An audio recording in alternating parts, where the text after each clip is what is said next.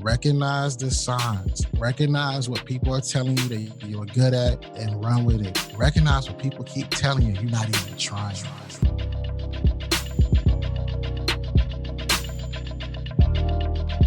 What's up, visionary? It's Clee Davis here, your vision actualization mentor. And if this is your first time listening to the podcast, this show is designed to help you break down any barriers keeping you from building the vision you have for your life. Today, we're going to dive into another informative and inspirational vision story. Our guest on the show today is Shawn Anthony. Shawn is a podcasting brand strategist and the host of the Top 100 podcast, Schools Over, Now What? He's interviewed some of the world's most famous thought leaders, businessmen, speakers, such as Seth Godin, Grant Cardone, Evan Carmichael, and the list goes on and on. But the thing that caught my eye about him the most is that he's a young black man just like me, and he's navigating and representing in a space where young black men are often hard to find. And I think that is a very important part to highlight in his story. Shawn shares his vision story with us and how he has built his vision, even though he comes from just a small town in North Carolina. So Nexa, our visionary profile, please. Loading. Visionary profile. Shawn Anthony. Hometown, Rocky Mountain, North Carolina. Occupation, brand strategist and podcaster. Billboard quote, "Get off here. If you don't, you might miss your calling." If you want more visionary value, subscribe to the show. Enjoy.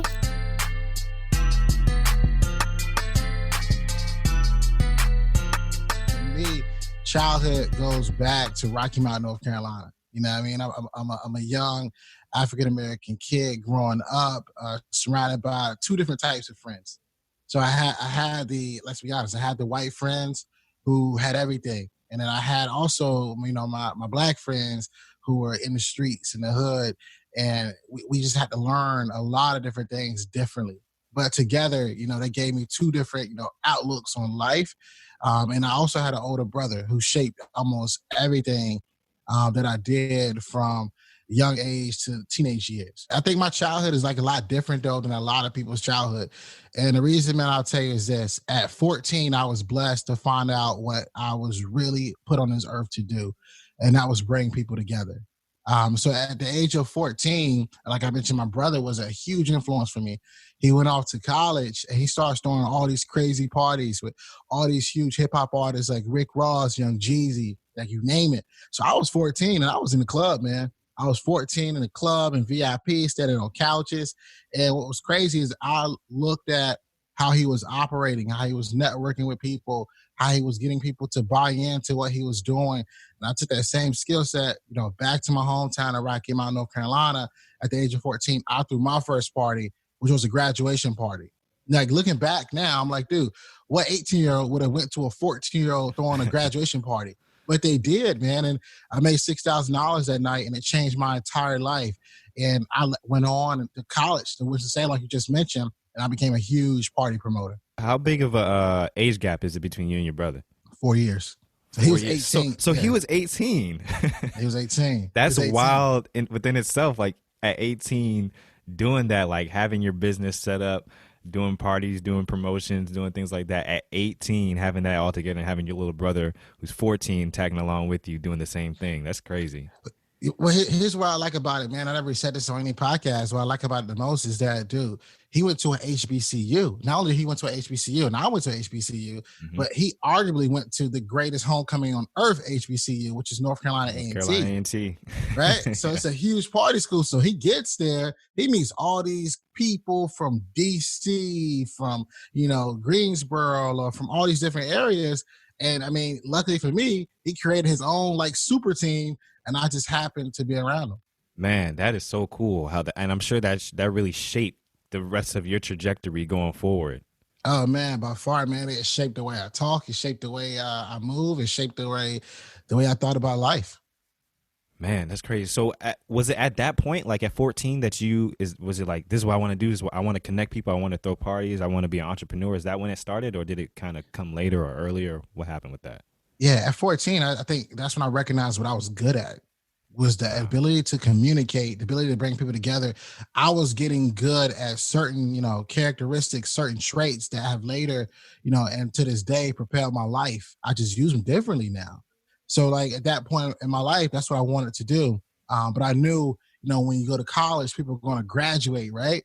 So after 4 years, throwing these amazing, crazy parties, I looked around and everybody had left. They had either, went back home. They had either, Yeah. found a job. And that's when I took those same skills, those same, traits that I learned since the age of 14. And that's when I switched it up and I went corporate, where I was promoted 6 times in 4 years. Yeah, yeah. So tell me a little bit about that. So we've gone through, adolescence to college, and then it kind of. I'm going to mention this, of course, in your intro because that's a big part of what you do. But school's over. Now what? Right. So you Yeah. you finish. Now what do I do? So what did that look like? That transition period that's so tough for so many people. Yeah, that transition period for me was, all right, now everybody's gone. I can keep doing this, but at some point I'm gonna feel like it's gonna get played out. So now what's my next move? My move was, what have I learned in these years, right? So if I've been doing this since I was 14 and I graduated college, like 21, 22. Hmm. If I've been doing it for almost a decade at that point, I got a lot of skills. So I took those skills and I wanted to go into a management function and where I can, impact more people on a corporate scale, which is why I did what I did. But what I noticed was all those people that I mentioned earlier that went to school with me, they were lost. They had no idea what to do. They had no jobs. They were paying bills that they hated, had no reason why they went to school. And Hmm. because I figured it out, I didn't want to leave my people behind, man. So I wanted to create a platform for them. But at that point, I didn't know what it was going to be. So I took a job where I got promoted and I had to drive 6 hours away from my family. So I'm driving 3 hours there, and I'm driving 3 hours back, about to fall asleep. The only way I could stay up is while I looked at my phone, I saw this weird purple app, right? I'm like, what is this? It's a podcast app, right? So Yeah. I clicked it on the way of stopping at a random exit to get a Dunkin' Donuts coffee, right? I clicked it and I started listening. I'm like, yo, what's this? All these guys like Drama, you mentioned Short Story Long, Yeah. Ed Milet, Evan Carmichael, all these guys, I'm listening to them. I'm like, yo, this is really motivational. But then I'm Yeah. also listening to them and I'm realizing something was missing. It didn't look like me. It Hmm. didn't look like me. They could probably get people to listen to them, but there's a whole nother side of the world who wouldn't be able to relate with them. And at the point in my life when I was promoted so much, I also paid attention to what people who reported to me, what they used to tell me. I also Hmm. paid attention to what when I got my review, when I was with corporate, I got my review, and they would always say, yo, your ability to connect with people is amazing. It's beyond, it's exceeding expectations. Or people that report me and say, yo, you got a good voice. Yeah, you ever thought about like just talking to more, like using your voice like a radio host? I'm like, what are you talking All about? these things in the back of your head start clicking, right? It started clicking, bro. They Yeah. started, they started, it started clicking, and that's what led me to creating this podcast, School's Over Now, which all those guys I mentioned earlier have been on my show, and it's been amazing, man. We kicked it off in June 2018, and where we're at now is just the beginning. Man, that's crazy. And I'm a little curious. What did that look like for you? What were you doing in corporate? I know you said you were doing some managerial stuff. Yeah, What was that? yeah, man, dude. I've ran Macy's. I ran them. Which all these big like retailers that people love. I ran them, dude. I ran all of them. I was running and I was in charge of areas that you wouldn't even know a man would even run. Right. In other words, I was in charge of like companies like Mac, charge of companies like Clinique, all these makeup companies and all these different things for these companies. I got a lot of perks, got a lot of free stuff. But I was doing that, man, and I was doing it at a high level and at the biggest spot I could possibly do it at. For me, it's always as an African American male. I remember being younger, looking at a book back in high school, and looking at salaries. Yeah. And so I'm looking at these salaries, and then really, before I really knew what I was going to do at all, I saw a salary for a physical therapist. Granted, it's changed now, but I saw a salary for a physical therapist, and it was like starting at $67,000. And so for Hmm. some reason in my head, I thought that was a lot of money coming from Rocky Mount, North Carolina. So I went to college to be a physical therapist. But then when I got to college, I'm like, yo, I'm having the time of my life. I'm making money. I'm throwing parties 3 times a week. waking up, going to biology after I just finished the club at 4 a.m. This ain't it. So I switched my major up, and that's what helped me to, to propel and do something else. But the reason why I bring that up is we get so stuck on a number, we reach those numbers and we realize, that ain't even where it's at. I thought 67 was something, got way beyond that, and it still wasn't for me. Right, exactly. It's all about perspective and exposure. Like, there's so many things that so I did a career day at my mother's school. She's an educator, so I went there and did career day. And I work in radio production, and I was asking the kids, like, what do you guys want to be when you grow up? And now we work. I live in, my mom works in a majority minority area, right? And most of the kids, about I would say 75% say I want to be a YouTuber. I had never heard that in my life. I'm like, what? I never even thought of that as like something that a kid will want to be. Like, that just show how things have changed in the past couple of years. But then the rest of them were primarily an athlete or an entertainer of some sort. And I was just trying, and there's nothing wrong with any of those things, but I was just trying to expose them to, like, man, there's so many other areas that you guys could excel in. And it's just that, like, that's what they see. That's what they know. And with you saying, like, the $67,000, man, I thought that was a lot of money too. $67,000, what? Now I'm looking at what people are making, or looking like what I have to do to survive. I live in the D.C. area. Bruh, it ain't going to cut. Like, it's not, like, gonna do it. It's not going to do it, man. So, like, just that exposure, I think, is so important, which I think is so important with what we're doing with these podcasts, bringing on people who are listening to us that look like us, and listening to people that look like us who are doing certain things, and some people that don't even look like us, and getting that exposure to what their world looks like. It's so, so, so important, man. Yeah, man, I would agree with that 100%, man. It's just so funny to me. I really it sounds like just a number to some people, but I promise you, when I was young in high school, I was like, oh my God, if I could just get this $67,000, I'll be good. It's just so funny, man. It's just so funny. But like you said, it all depends on where you're at, man. That's just really real. And it's all about exposure and what you see. I think the fact that those kids said they want to be YouTubers, I think it's just dope. Yeah. I couldn't even imagine saying that, right? Like, me either. I want to be a YouTuber. Like, it's this guy named Ryan, and I know because I got 2 kids. I got a daughter who is 3 years old, and I got a son who's almost 10 months. And I'll tell you this: this is a kid named Ryan. Oh, Ryan's Toys Reviews, dude. Goodness. Ryan is getting it right, and Ryan got his mom involved, his dad involved. I mean, hey, that's where we at right now. You can make more money off the internet than anything else. You don't need anything else. Yeah, the landscape has changed, especially with this pandemic that's happened. I feel like this world crisis has just accelerated everything that was going to happen anyway. Like, it just kind of put it into an acceleration machine. We all knew that this was coming, but it sped it up. Yeah, it definitely did, man. You know what's crazy, yo? Like with this pandemic, with what's going on in the world today, with George Floyd, all these different situations, there is so much to talk about. Yeah. But I'll tell you this, one thing it's definitely done for me, and I know it's doing it for a lot of people right now, is education is so key. Education is so key. So in terms of COVID, in terms of education, right? What are you doing right now at home that you wish you had always done, right? For some people, a lot of people went back to work, but they had, let's be real, they had about 2 months at the crib, right? Like, what passion did you work on? What things did you discover? What did you realize you're really good at that you should now pursue? How did you educate yourself? What Zoom classes have you hopped on? Or what free courses have you taken? Or how did you put money into, elevating your mindset? And then in terms of the whole George Floyd situation, how you educating yourself on politics? How you educating yourself on how justice works?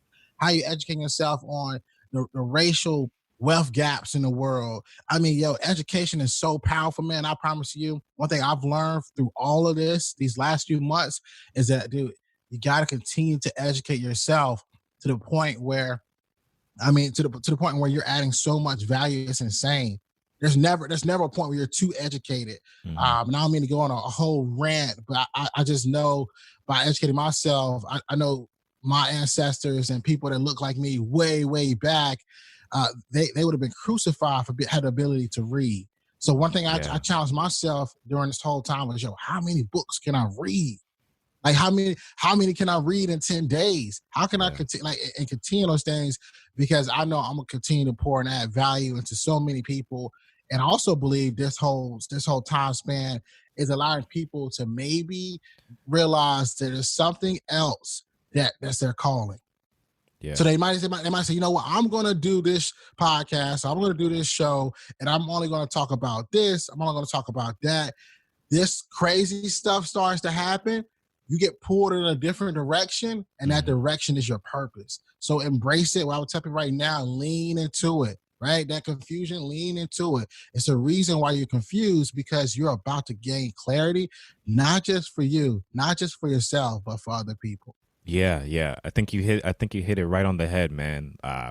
This period has done so much for, I know, myself and so many other people, as far as just spending time to just be like in your thoughts, like especially in this Western culture, like it's so much ripping and running, and you don't have time to sit and reflect and like, what is my purpose? Like, what am I doing with my life? Like, you realize how, like, your life's not infinite, it's so finite, like, and you have to use it for something. I think us being cooped up in the house for 2 months, and then this situation happening that was really not the first thing that happened, but it was really the nail in the coffin with George Floyd.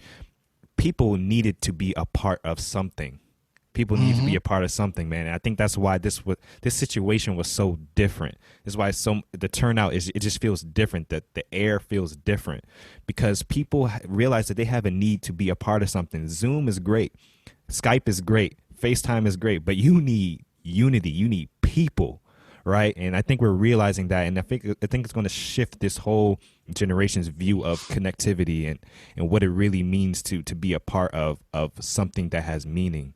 Everyone's talking about COVID for so long, and granted, it's still here. And let's be honest, a lot of African American, Black people in our culture, they are heavily affected by COVID, right? We have, all those things to, be, the number one person that'll go out by it. But you know what's crazy about the George Floyd situation? It caused such a huge awareness that people said, forget COVID. We're going to go out here. People out here risking their lives. People out here walking in thousands. Like, who cares? I think that's what really, waking a lot of people up right now is the fact that, this thing is so big. We almost said, forget a pandemic, right? Yeah. We said, forget it. Like, we ain't going for it. So I just really appreciate this watching what's about to happen. Because a lot of times when things happen, when we talk about Michael Brown, we talk about, Eric Garner, we talk about all these different things, nothing changes, nothing happens. This is the one time in life where it's so iconic, something is about to happen. Yeah, for sure, man. And I kind of want to get into, we went through all the phases and you went transition into corporate. And now, like, we're in this spot where you're transitioning, like we're talking about purpose and meaning, right? And you came to that point where you realized you were listening to the podcast in the car, driving 6 hours back and forth. What was that transition like into the next part of your vision where you're kind of doing what you are doing now? Yeah, man, good question. For me, the transition was, all right, I'm gonna do this show, right? I'm gonna do this podcast. Let me figure it out. And I think sometimes there's people who are in your life that will listen to what you want to do, and they'll accelerate it in a meaningful way that doesn't cost a lot of money. So Father's Day came, right? Father's Day came. I was talking to my wife about, I want to do this podcast. Now I hadn't took any action at all at that point. And so what she did was, I woke up Father's Day. She had a book. It was a podcast book, and it was a gift. I opened a gift, and it was a microphone. Definitely not this type of mic. So it was a whole different microphone. It was a microphone. And so I look at the microphone, I'm like, I'm about to do this. And sometimes when people put something right in front of you, it accelerates the sense of urgency of you to do it. She gives me the mic. I think on a Thursday. I think by Monday, I had already started recording because I had to figure it out first, right? And so the transition for me as I was doing the show in the beginning, I just wanted to bring all my homies on, all my cool friends on back in the day, college, people I thought was doing cool things. And so the first 3 episodes, right? You hear about my story, but the first, 2 guests, there were people I went to school with. Yep. And then there were people I went to school with that was like, it was one popular DJ, it was one girl that was doing her thing with fitness. And then something told me after I read this podcast book, yo, you got to reach higher. Mm-hmm. And so I reached higher. So around episode 7 is when I reached out to Ryan Serhant, who is the guy who's very popular on New York $1 Million Listing. Mm-hmm. You know, at the time he was worth like 30 million. He had like over $1 billion in real estate. So I reached out to him. I watched him on YouTube. Oh man, yo, his YouTube, the YouTube. Yeah. I'm gonna tell you about that too. That changed my life too. But his YouTube is way more popular than his show to me. Yeah, it is. I think so too. Yeah. Facts. I mean, so I reached out to him and I said, this is what I got going on. I'd love to have you a part of the show. And I was reaching out to him and I pitched him about the idea of Schools Over Now What and why he should be a part of it. And he said yes. So at that point, I'm like, okay, cool. This is different. He already said, yeah, I'm on episode 7. Right. He said yes, right? So we do the podcast together, and the podcast was like, it was on a different vibe. So I told him before it started off, within the first 30 seconds, I said, I don't want, because I did my research on him. I said, I don't want to talk to the Ryan in the suit. I don't want to talk to that guy. This is all recorded. I want to talk to the guy that's sitting on his couch eating Bluebell ice cream. Mm-hmm. That's the guy I want. I don't want the Ryan in the suit. I want to have a real convo. And so I already at that point transitioned his mindset of thinking to get relaxed, get comfortable, and give me the real. And so the podcast, to be long story short, was so good. As he's doing it, he was shooting that vlog for YouTube. Yeah. So he has his phone and it's on speakerphone, and you hear my voice on his vlog, and we're going back and forth. And so people were commenting on YouTube, who's this guy you're talking to? Who's this person you're giving all this motivational content to? Mm-hmm. And so I commented and I was like, yo, check out the full episode, left a link, and I commented on his YouTube. So as Ryan's talking, he had this crazy viral little quote when we was talking about college. He was like, man, F the money. Like basically, like, you know what I mean? He just said the word, like F the money. Like he definitely says the word. Yeah. So it goes like pop, everywhere on YouTube. So when I left a comment, he pinned the comment. When you pin a comment on YouTube, it takes them one spot. Dude, I woke up the next day, that thing had thousands of downloads. Wow. And it's because he showed love. I mean, and he was on a podcast. And so when that happened, it was like a domino effect, man. So the transition for the show was, all right, now I got Ryan. Let's keep going. So I got Ryan. I got drama. I got Mikey Taylor. I went and got Mahisha Dellinger, had Trent Shelton, Jasmine Starr. Like it just kept going, man. Just kept going. So that's where I saw things happening. And for me, the second transition, the second phase was when I actually hopped on a plane and went somewhere and showed up. And so in January, this gives you guys a quick little timeline. We started showing June. Ryan's on the show by July. And we started like June 25th. So like pretty much might say July. Mm-hmm. So we started the show. Ryan's on the show by July. We get all these guests. In January, I fly to New York, Times Square, and I interview a guy by the name of Mims. Mims had the #1 song in the country in 2007. This is Why I'm Hot. And for me, like going one-on-one with him and in person, that changed my mindset. And because it let me see what I was capable of doing in front of them. And then it was just crazy, bro. So then we start traveling to everybody. Yeah, we started traveling to Ed Milet, Grant Cardone, you name it. That was the transition to the show. And how did you balance that? I'm assuming that, were you still doing your day job while you were doing this? Yeah, bro, I was still doing it. I was still doing it. Because here's the thing I want people to realize. As you're working on a goal or you're working on something you want to achieve, it's okay to be balancing both until one either meets the need of the other one or exceeds the need. Mm-hmm. And this isn't just Shawn's philosophy, dude. I told you guys earlier in this conversation, I've been reading a lot of books. Damon John worked at Red Lobster while creating FUBU, mm-hmm. which is crazy. Yep. I mean, so it's okay to balance both. But here's what I did is that I strategically plan things. When people take vacations, they usually take vacations to go home, lay on the couch, watch Netflix, go to the beach. Dude, I was taking vacations to get in a bag and travel to these guys. That's what I was doing. And the ROI on that was a lot higher than me putting my feet in the sand at the beach. Yeah. Oh, man. Yeah. That's crazy. I'm just thinking about how to balance that? Because so many people say, I don't have the time, or I can't do that because my job. Or look, this guy was traveling 6 hours, 6 hours, had a full-time job, and was traveling to do shows that he wasn't getting paid for. Yeah, it's that's facts. That's facts. But and also too though, when I created the podcast, I actually left that particular job to take another different job that got me closer to home. So that saved me a little bit. So that saved me a little bit. But it's like I said, still working these corporate routes. I mean, it's crazy. People make all these excuses all the time, man. It's about what you're willing to do, what you're willing to like put in to get, what you want out of it. For sure, man. And this is inspirational to me. I mean, I'm going to be completely transparent on the show. Like, I started this when I was in school. I was a junior in college. I graduated in 2019, and I did it. I was doing it pretty much how you were doing it. I started the first 2 episodes were just me talking into my phone. Terrible show, and people still listen to it somehow. And I started having my friends on the show, my immediate circle, people I looked up to in my immediate circle. And then I started transitioning to people that I started finding on Instagram, started transitioning to people that I had in my network on LinkedIn. I started linking up with Jordan Paris and Mark Metry and John Marty and some of those guys. And then when I finished, I was at a point where I was it's funny, I should have just discovered your show sooner. I was like, okay, school's over. Now what am I about to do, right? So I was at a point where I was like, okay, at this point I had developed a brand. I had developed a reputation. Like when people saw me at school, they're like, that's the podcast guy.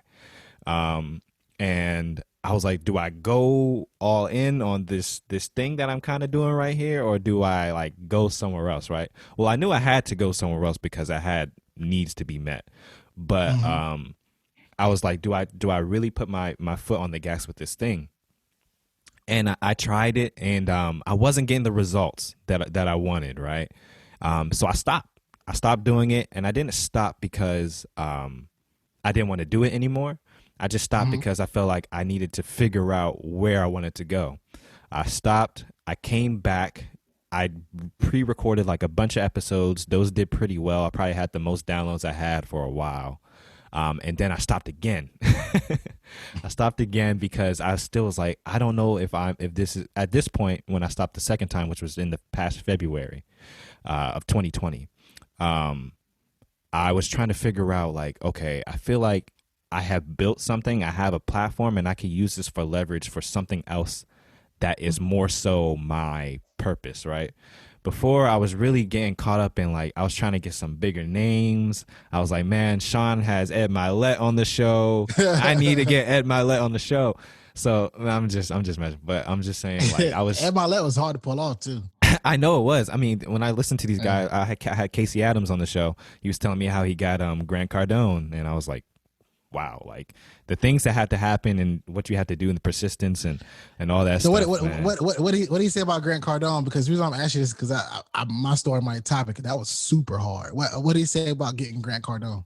Yeah, so what he said about Grant Cardone was that he's Casey is the DM, sliding to the DM master guy. Yeah. So he was saying how he messaged him a couple times, and the first time I think he got a response. If I recall, I did this back a little while ago. I think he got a response immediately the first time, but then when he followed up, he didn't. He didn't get anything for a while. And what he did when he got Grant Cardone, he said that he was on a flight to Miami anyway, because I think he's in Miami, right? Yeah, he's in Miami. Yeah, so he said, I'm on my way to Miami. I'm going to be here. Can I get this thing while I'm in the area? He was not on a flight to Miami at all. He had no ticket or whatever. And then when I think the secretary responded saying something like, if you're here during this period of time while you're in Miami, Grant said he has this window when he can meet with you. So he booked a ticket, to Miami. He was still living in the Richmond area, Virginia, I think at that point. He wasn't even in Scottsdale. And he, whatever money he had when he was 17 years old or something like that, booked a ticket to Miami, got with Grant Cardone, met with him, and came back. And I was like, wow, okay. Yeah, that's a good story. It's very. I want to hear your story though. Man, my story crazy. So Grant Cardone, we reached out to him. It was going back and forth for the longest time. And we finally got him to say yes. Like, yeah, he gonna do it. And I was like, all right, you wanna do it? Let's do it. And I was like, we're gonna fly to you. So we purchased tickets, we purchased everything, we're ready to flight. This is probably about 4 days out. I get an email from his secretary saying Grant Cardone can no longer meet you in person. Oh gosh. He cannot meet you in person. We're gonna have to do this by Skype. So at that point, I picked up my phone and I was like, I'll be honest with you, I was frustrated. Like, yo, I just bought these tickets, I just bought these hotels, I bought these. Like, this is crazy. And I was like, but I ain't going out like that. So I picked up my phone, man, and I texted Ed Milet. I texted Ed and I was like, hey, man, this is after me and Ed already met. I was at his house in Laguna. You guys a little backstory. We did an episode together. Ed's the GOAT. So I texted Ed and I said, hey, I was supposed to have to fly to Miami to interview Grant, but he just pulled out on me.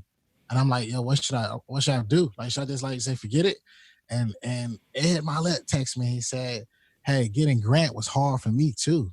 So he was like, he was like, it was hard for me too. And he was like, but here's what you need to do. You need to take that flight.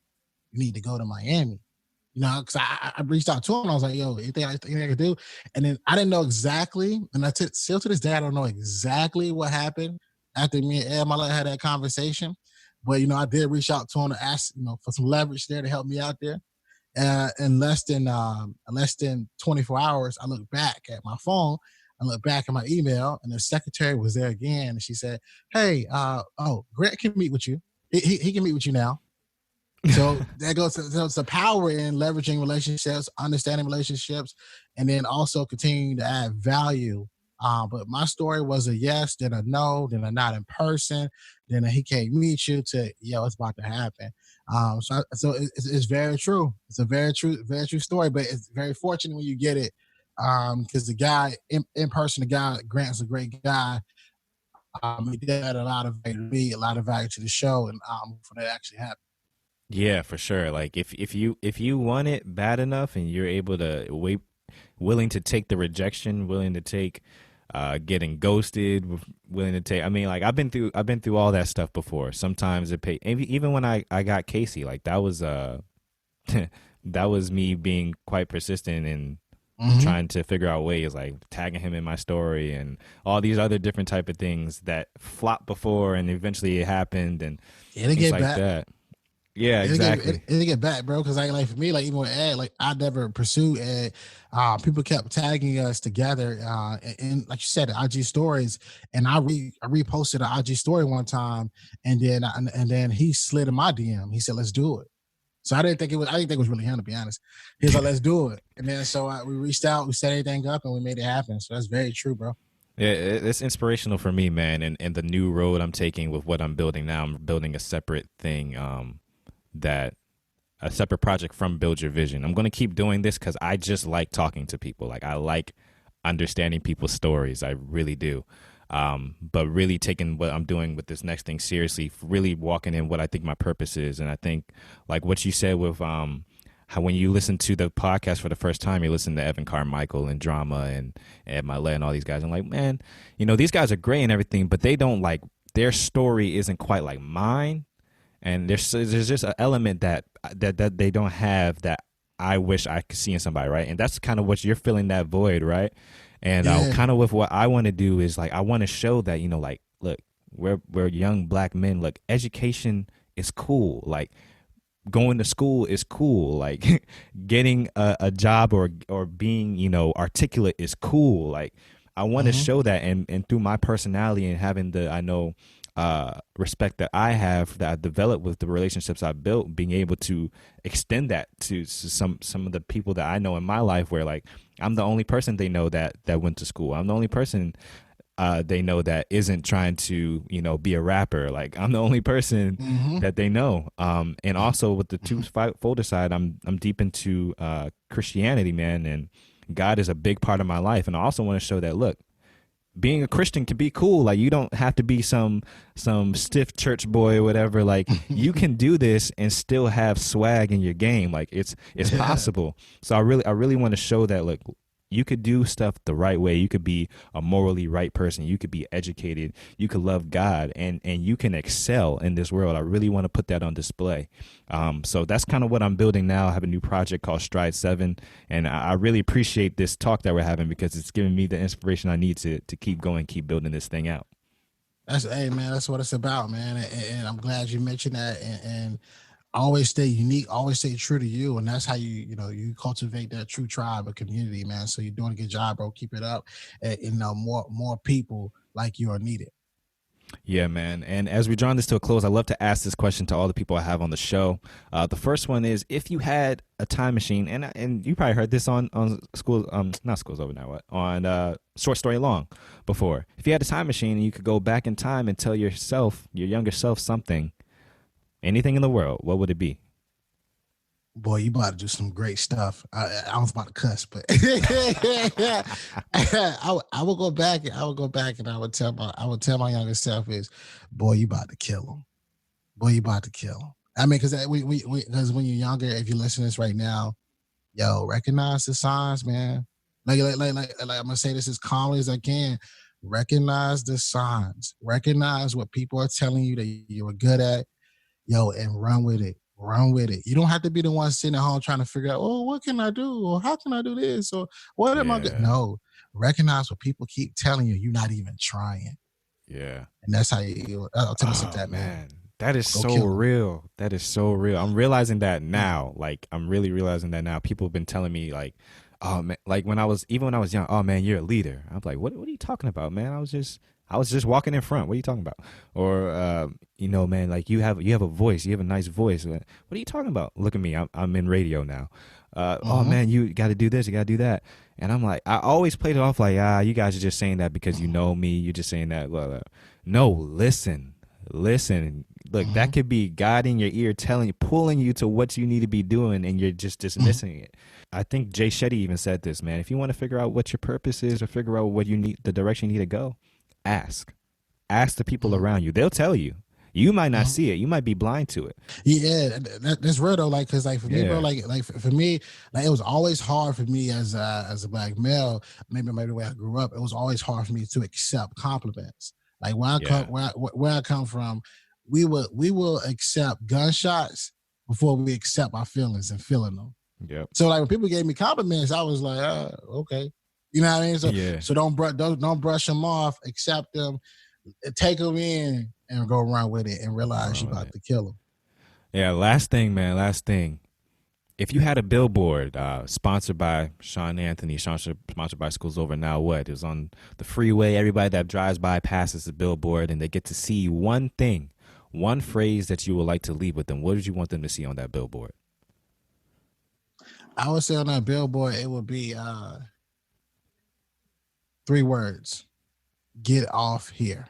You know why? Because when they get off on the exit, they're going to get more than just that one phrase, that one word. It's going to get inspiration. It's going to be free game. It's going to be value. And it definitely will be, if you went by that billboard, get off here. Because if you don't get off here and you keep going, you might miss your calling, right? You might miss something that you should be doing. You might get distracted by looking at other billboards. So let me give you this free game. Let me show you what we got here. Don't let me show you. Let me bring in other people, other influencers, celebrities, business owners, entrepreneurs. Let them show you. And that's what I would say. Wow. I feel like there could be so many layers in that response right there, man. Get off here. Oh, man, you could just be staying in the same lane, not even looking to what's to your left, to your right. And man, that was deep. Always, bro, man. Thank you so much for coming on the Build Your Vision podcast. I appreciate you, man. Man, I appreciate you, man. You guys listening right now, you want to know more about what I got going on, you can follow me at Shawn R. Anthony _. You can check out the podcast, Schools Over Now What, on every audio platform. Feel free to send me a DM. And I want to know, like, from this whole interview, let me know what was your biggest takeaway. Shoot me a DM and I'll share it to my story. Appreciate you, bro. All right, this was just a candid conversation between Shawn and I, but yet there were so many gems that could be pulled out of this episode.